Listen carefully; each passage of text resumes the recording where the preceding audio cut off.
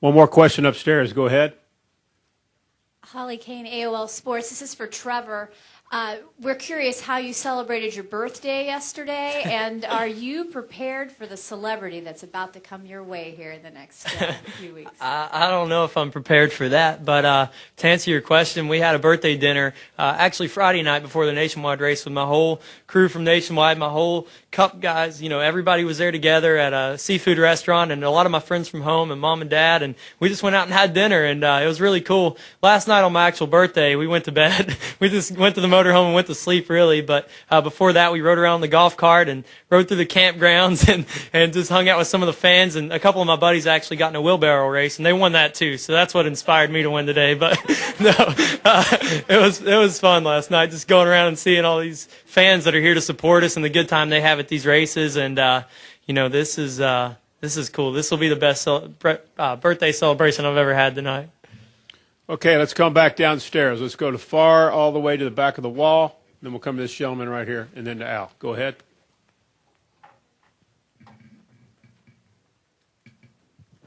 Sorry, I was waiting on the microphone.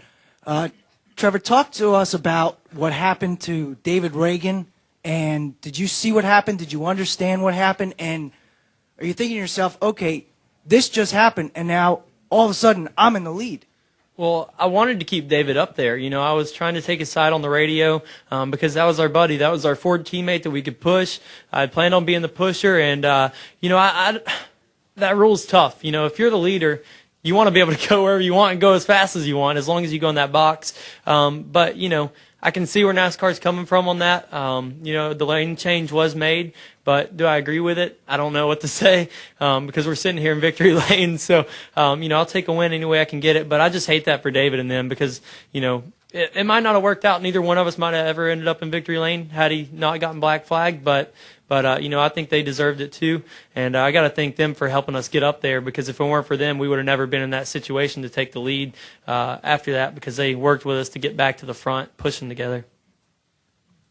Okay, I think we're going over here to this gentleman right here. Raise your hand. And then we got Al Pierce. Go ahead. Jordan Bianchi, TheRacingGeek.com. Trevor, congratulations, first of all. Do you realize you joined A.J. Foyt, Cale Yarborough, Tiny Lund, and David Pearson as Daytona 500 winners for the Wood Brothers? That's a cool list, man. I'm telling you. And it's just incredible to be a part of this group. I mean, it really is. And I think, when was the last 500 for you guys? 1976. The 76 one was the last one. So that was 13 years before I was born. So that's just to get at you again, Marty. But no, it's but no, I mean, this is it's an incredible list. And I mean, all the 500 winners. I mean, to be added to that list, period, is crazy, especially at our first attempt. I mean, that's just insane, and it sets the bar for this team. And we don't expect to win them all, but we know we can now. That's for sure. Let's go over here to Al Pierce right here, Caitlin. Go ahead. Trevor, Al Pierce from Auto Week. Can you sort of go back to when? Hi, nice job with that chocolate the other night too. You killed that. Can you go back to when this deal first came about, when you were first told that you would get this ride, and kind of what your life has been like since that day, whenever it was? Well, I don't really know how the Texas deal came together. I mean, these guys could tell you more on what was happening, but I know Donnie Wingo was just making a transition over to them from Roush. I had just signed up with Roush, and we wanted to get approval this year so we could run that year so we could run for the 500. If I didn't run Texas, we didn't know if I'd be able to run here. And the Wood Brothers were good enough to let me drive their car at Texas, and we were really successful. We had an awesome day together. These guys, they feel like family, and I think it's just because they're here to race. They're not here for any other motives besides to win races and be a part of it. So we just clicked, and Donnie and I, the first time we started talking, I mean, we just hit it off, and we seemed like we worked really well together.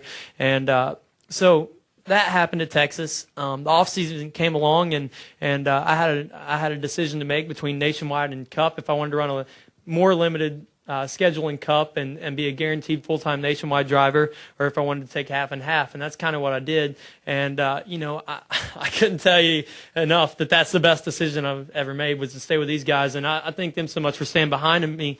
And after Texas saying, hey, we want to continue working together, continue keeping you in our car, and for them to do that, I mean, that's awesome, because they've never had rookie stripes on their car ever before this, and I know it messed with the paint scheme a little bit for you guys, but I'm glad we did it. Let's go back upstairs for questions. Go ahead. Mike Hembry, Speed.com. Donnie, what were you talking with Trevor about just before that last green-white checker, those last 2 laps?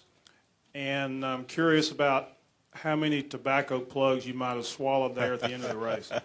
No, I was pretty good on that. I didn't get sick anyway. But, no, I mean, at the last minute there, he come on there and he said, what do I do now? I mean, which way do I go? I said, the best thing to do is we just got to line up with whoever's behind us, and hopefully we can get enough push and they can lock up and be out in front of all these guys. And, that's what happened. We were fortunate to have Bobby Labonte behind us there, and he gave us the push to get us out there, and then he made the move there to block Carl and gave us another push to get the victory. Upstairs for 2 more. Go ahead. Monty Dutton, Gaston Gazette. You have owners who grew up during the Pearson years, but this is probably the biggest Daytona 500 upset.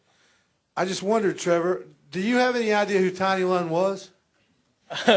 Why you got to put me on the spot like this?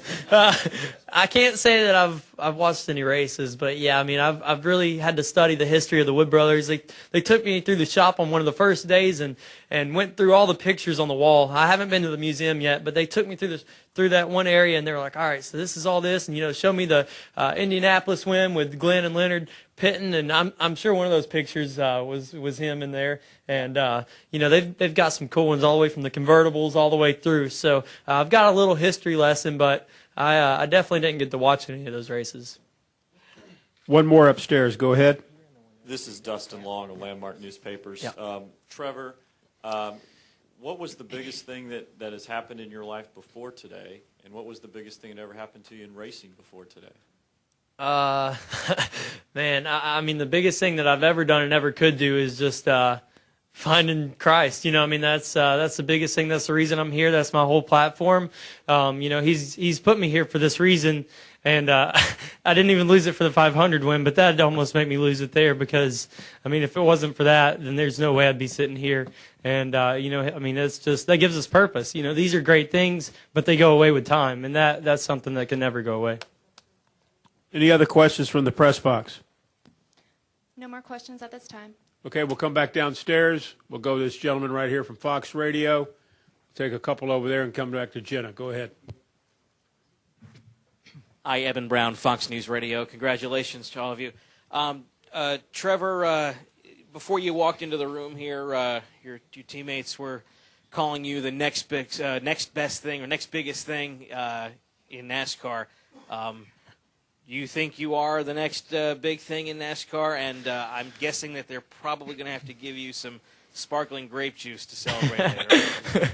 That's funny. The first race I ever won in a stock car, when they gave me the sparkling cider, they actually had to substitute it out, and I couldn't figure out how to get the cork off, and I was shaking it up, and I'm turning around, and all the guys are ducking, trying to dodge it in case it finally shot off.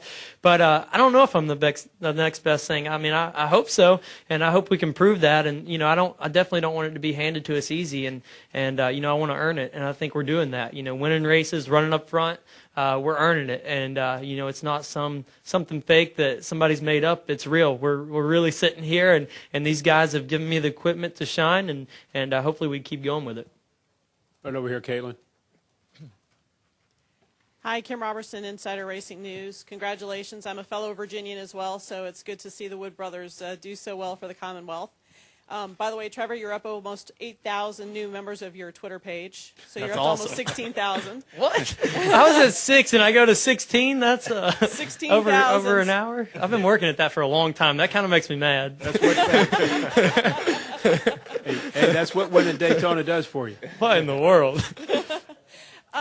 I understand that you met David Pearson for the first time this week, and I'm kind of curious as to whether you actually had any time to sit down and speak with him, and if he gave you any advice or said anything that stuck with your mind, stuck in your minds over the past couple of days. The first thing he said is be careful, and that was the mindset that I had to have at the beginning. I didn't forget that or take it lightly, and we had to survive that whole race. All the crashes that were going on, we just had to be there at the end to have a chance at that. And then the next thing he said is, I hope you can do what we did in the 21. And so we did that too. So hopefully he'll give us more advice and we can just keep following it up. But, David Pearson, I mean, he's the man. That's so cool to be following in his footsteps in this car. One of his friends that was with him, that's been hanging out and racing around with him for a long time, knew my grandfather when he used to race. He raced around South Carolina, just kind of locally. And, so that was really cool to hear that those guys raced with my grandfather. That was really neat. Let's go to this gentleman right here to your left, and then to the gentleman right behind you, Caitlin. Go ahead, sir. Hey, Trevor. Peter, Carasotis, Florida today. Obviously, you're young. A lot of us were here 10 years ago, and this is a 10-year anniversary, and it was honor today for Dale Earnhardt's death. You were still 9 years old at the time. What do you remember about that as a 9-year-old? I remember everything about it, actually. I was at my grandparents' house watching the race, when the accident happened, and we lived about 5 miles away from my grandparents. So as soon as the race was over, I left my grandparents and went to our house, and then that's when the announcement was made. And our whole family, the impact that it had on everybody. We were all teary-eyed. I was a 9-year-old teary-eyed. I even knew the significance that Dale Earnhardt had on our sport, and what an amazing man he was. And it's crazy that we're sitting here 10 years later. It's gone by fast. I remember everything about that, and it's crazy. I was racing go-karts then, and I can't thank Dale enough for everything that he did, laying the foundation for the safety, for the aggressiveness, for everything that he did for our sport, and just being a real person. I think we might get away from that sometimes, but that's something that Dale always did. He was always Dale, and that's something you can take from people like that, is just being yourself. And it's crazy to be sitting here, and I feel honored and once again undeserving to be here 10 years after that for the anniversary. Gentleman right here, then we'll come over here to Buddy Shacklett. Go Thanks, ahead. Kerry. Brian Golden, Antelope Valley Press, Palmdale, California. Eddie and Len, congratulations to the whole family today. You talked about, Len, your 60-year relationship with the Ford Motor Company. Knowing what they've been through in Dearborn over the last few years and the great comeback they're making, I just wonder what it means to you guys to have justified Mr. Farley's faith in you and the fact that you've turned every Blue Oval showroom into happy hour this week, certainly Monday morning, celebrating. Yeah. Ford Motor Company really did a phenomenal job in their recovery. They didn't borrow any money, and I'm really proud of them for not having to do that. They were prepared. They knew what to do. They saw the crisis coming and got ready for it. And they have great leadership up there with Mr. Farley and Mark Fields and Al Mullally, and they just they knew what to do. And it's just, we're so proud to be a part of those guys. We've raised Ford Motor Company products, our dad and everybody did, from 1950 to now, and that's one of the most important things to us and our family is Ford Motor Company, and I just can't. And the big thing was we were the guys that won the 600th win. I think Richard Petty won the 100th one. I was talking to him about that a little while ago, and they were looking for the 600th win, and for us to be the guys that gave it to them with Trevor at the wheel is just a storybook ending for it. I'm just so proud to be a part of their world. They mean the world of us.